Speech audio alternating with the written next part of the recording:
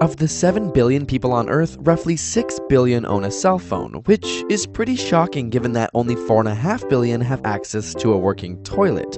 So how are these popular gadgets changing your body and brain? If you're looking down at your phone right now, your spine angle is equivalent to that of an 8-year-old child sitting on your neck, which is fairly significant considering people spend an average of 4.7 hours a day looking at their phone. This, combined with the length of time spent in front of computers, has led to an increase in the prevalence of myopia or nearsightedness in North America. In the 1970s, about 1/4 of the population had myopia, where today nearly half do, and in some parts of Asia, 80 to 90% of the population is now nearsighted. And it can be hard to put your phone down. Take for example the game Candy Crush. As you play the game, you achieve small goals, causing your brain to be rewarded with little bursts of dopamine, and eventually you're rewarded in the game with new content. This novelty also gives little bursts of dopamine and together create what is known as a compulsion loop, which just happens to be the same loop responsible for the behaviors associated with nicotine or cocaine.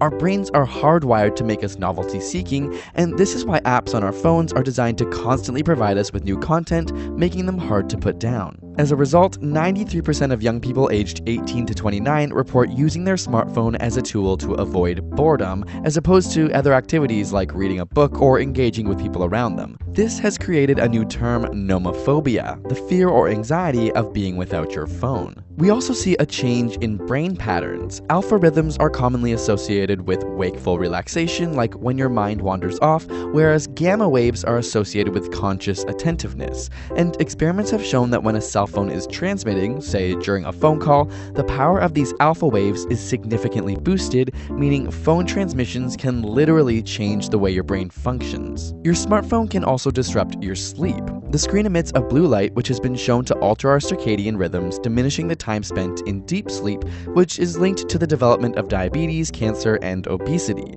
Studies have shown that people who read on their smartphone at night have a harder time falling asleep and produce less melatonin, a hormone responsible for the regulation of sleep-wake cycles.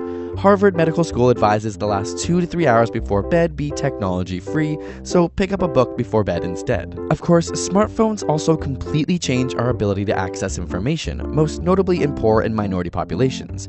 7% of Americans are entirely dependent on smartphones for their access to the internet. A 2014 study found that the majority of smartphone owners use their phone for online banking, to look up medical information, and searching for jobs. So while phones are in no way exclusively bad and have been part of a positive change in the world, there's no denying that they are